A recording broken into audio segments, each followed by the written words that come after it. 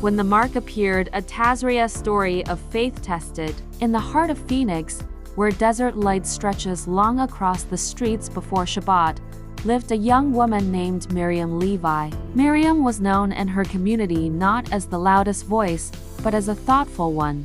She wore a flowing cream headscarf, a long navy dress, and carried a worn tan leather sitter wherever she went. Her presence felt steady, like someone rooted deeply in something unseen. Her mentor, Rabbi Eliav Cohen, always dressed in a modern black suit, white shirt, knitted kippah, and soft gray beard, would often tell her, "Holiness is not what you show the world, Miriam. It is what remains when no one is watching." It started quietly. A small, pale mark appeared on Miriam's forearm. At first, she ignored it. But in the language of Tazria, nothing is ever just physical. The Torah says that when something appears on the skin, it is not merely dermatological, it is spiritual messaging. Rabbinic teaching connects Zara to Lashon Hara, speech that wounds, even subtly. Miriam froze, because she remembered a conversation, a comment, a moment where she had spoken about someone not maliciously,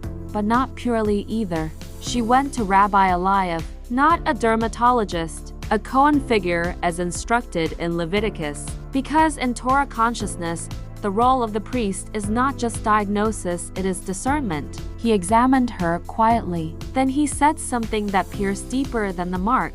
"Sometimes, Miriam, God does not expose us to shame us. He reveals us to heal us." This idea echoes in Shabbat teachings.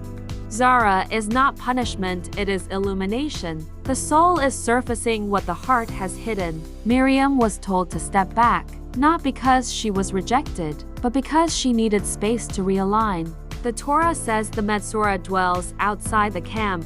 The Midrash Rabbah explains, the one who separated people through speech is now separated to rediscover connection. In her small apartment, the silence became loud. No distractions, no validation, no audience, only her thoughts, only her words echoing back. From a women's Torah perspective, this moment reflects Bina deep inner understanding, not reacting, but reflecting, not defending, but listening.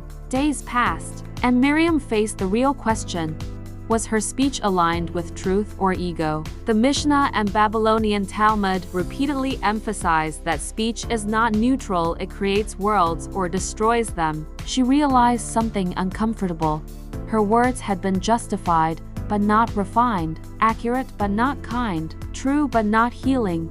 In the language of Zohar, speech draws from the Sephirah of Malchut, it manifests reality. If corrupted, it distorts what becomes real. One night, she picked up her sitter, not to pray perfectly but to pray honestly. God, I see it now, no excuses, no explanations, just truth. And something shifted, because according to the deeper teachings often explored through platforms like Aleph Beta, transformation begins the moment illusion ends. When she returned to Rabbi Eliav, the mark had faded, but more importantly, she had changed. He looked at her and smiled gently. "Now you understand," he said. Tazria is not about skin. It is about the soul learning how to speak again. Yes, but not because she was perfect.